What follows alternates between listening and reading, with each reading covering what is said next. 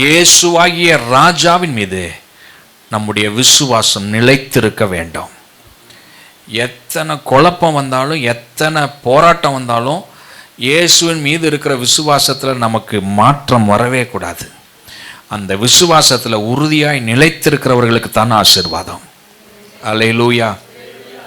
ஞாயிற்றுக்கிழமை இயேசுவ ராஜான்னு நம்பின ஆட்கள் அடுத்திருந்த நாட்களில் பிரதான ஆசாரியர்களும் வேதபாரர்களும் சொல்லி இயேசு ராஜா கிடையாது அப்படின்னு குழப்பம் ஏற்படுத்தின உடனேவும் அவங்கள நம்பி அவங்களோடு கூட சேர்ந்து இயேசுவை சிலுவையில் அறையுங்கள்னு சொல்லிட்டாங்க. எங்கே போச்சு விசுவாசம்?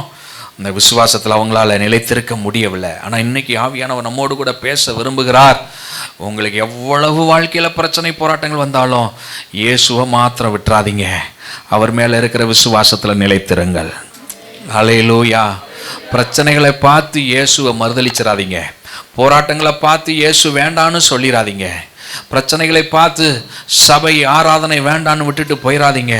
போராட்டங்களை பார்த்து நீங்கள் வாழ்க்கையில் சந்திக்கிறதான சூழ்நிலைகளெல்லாம் பார்த்து வேண்டான்னு இந்த விசுவாசத்தை விட்டு வழி விலகி போகாதீங்க.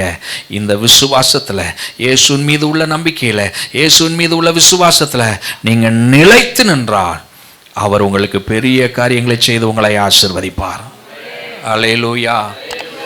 A faith consistently that we have on Jesus. இயேசுவின் மீது நிலைத்திருக்கிற விசுவாசம் இருக்குமானால் அவர் நம்மளை நிச்சயம் கைவிட மாட்டார். அல்லேலூயா. அல்லேலூயா. இயேசுவை நம்பி வந்த ஒருவரையும் அவர் வெறுமையாய் விட்டது இல்லை. இயேசுவை நம்பி வந்த ஒருவரையும் அவர் வெறுமையாய் விடுவது இல்லை. நம்ம விசுவாசத்தை பார்த்து நமக்கு அற்புதம் செய்கிற ஆண்டவர் அவர். 12 வருஷம் பெரும்பாடுள்ள ஸ்ரீ, அவளுக்குள்ள ஒரு விசுவாசம் இருக்கு. அவருடைய வஸ்திரத்தின் ஓரத்தை தொட்டா போதும், போறா தொடுறா, அற்புதம் நடக்குது. 100க்கு அதிபதி இயேசுனிடத்துல வரான். வேலைக்காரன் சொஸ்தமாகணும்னு கேட்குறான். நான் வந்து வீட்டில் வந்து அப்படின்னு சொல்லும் போதே சொல்கிறான், என் வீட்டுக்கு வந்து ஜெபித்து அற்புதம் செய்கிற அளவுக்கு நான் தகுதி உள்ளவன் கிடையாது. நீங்கள் இங்கே இருந்து ஒரு வார்த்தை சொன்னால் போதும், அங்கே அற்புதம் நடக்கும். அல்லேலூயா. இப்படிப்பட்ட விசுவாசம் நமக்குள்ள இருந்து இந்த விசுவாசத்தில் நம்ம நிலைத்திருப்போமானால் இயேசு நம்மளை கைவிடவே மாட்டார். நம்ம வாழ்க்கையை ஆசீர்வதிப்பார். நமக்கு உயர்வையும் மேன்மையும் கொடுத்து நம்மளை நடத்துவார். அல்லேலூயா. அல்லேலூயா. இயேசுவை நம்பி வந்து ஒருவரும் வெறுமையாய் போனது இல்லை. இயேசுவை நம்பி இந்த வேத புத்தகத்தை எடுத்த நாள்ல இருந்து இன்றைக்கு வரைக்கும் இயேசு என்னை நடத்தி கொண்டிருக்கிறார். நீங்க இயேசுவை நம்பி வந்திருக்கீங்களா? உங்களை அவர் கைவிட மாட்டார். அல்லேலூயா. அல்லேலூயா.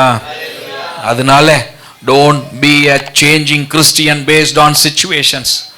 சூழ்நிலைகளை பார்த்து உங்க விசுவாசத்துல வழி விலகி போகாதீங்க. சூழ்நிலைகளுக்கு ஏற்ப உங்க விசுவாசத்துல அப்படி நெளிவு சுழிவை கொடுக்காதீங்க. உங்க விசுவாசத்துல எப்போதும் உறுதியாய் நிலைத்திருங்கள். Be steady in your faith. Be steady in your faith. Be steady in your commitments. Stand firm even when others turn away. மற்றவர்கள் வழி விலகி போனாலும், திரும்பி போனாலும், மற்றவர்கள் பின்மாற்றத்தில் போனாலும் நீங்க உறுதியாய் உங்க விசுவாசத்துல நிலைத்திருங்கள். கர்த்தர் உங்களுக்கு பெரிய காரியங்களை செய்வார். அல்லேலூயா.